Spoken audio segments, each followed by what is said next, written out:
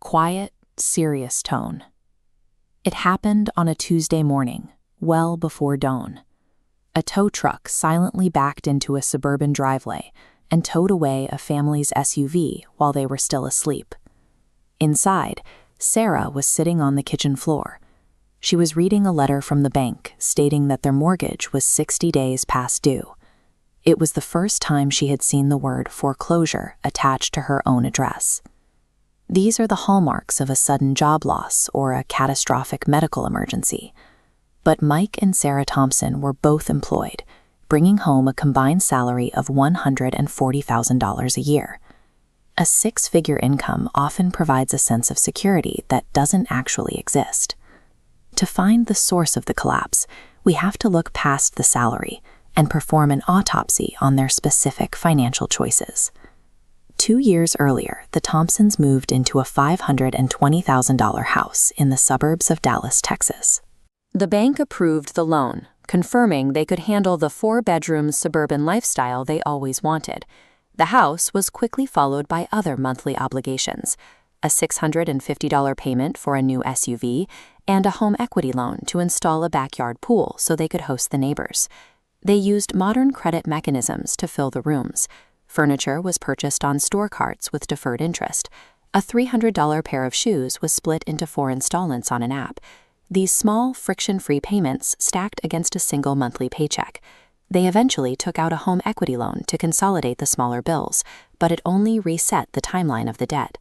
By the time the repo truck arrived, they were carrying $34,000 in revolving credit card debt, leaving their bank account at 0 days before every paycheck. High earners can use consumer debt to maintain a luxury lifestyle on a monthly cash flow basis, even as the interest payments systematically erode their actual net worth. That evening, Mike and Sarah sat at the kitchen table. They pulled up every banking app, spread out every paper statement, and finally calculated the total balance of every hidden bill. For years, neither of them had mentioned the mounting pressure. Laying the papers on the table replaced their defensive silence with objective, undeniable numbers. They bypassed the promises of quick-fix settlement firms and contacted a nonprofit credit counselor. Together, they built a rigid, multi-year plan focused on total debt elimination. The immediate steps were difficult. They sold the financed SUV, negotiated a hardship plan with their mortgage lender, and deleted every installment payment app. From that night on, they operated on a strict cash-only budget.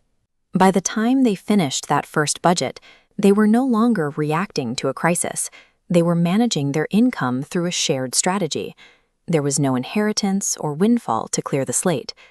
Digging out of a $34,000 hole required relentless consistency for 2 years and 3 months.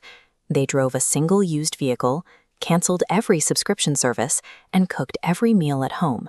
Mike worked overtime, and Sarah took on freelance bookkeeping to accelerate the payments.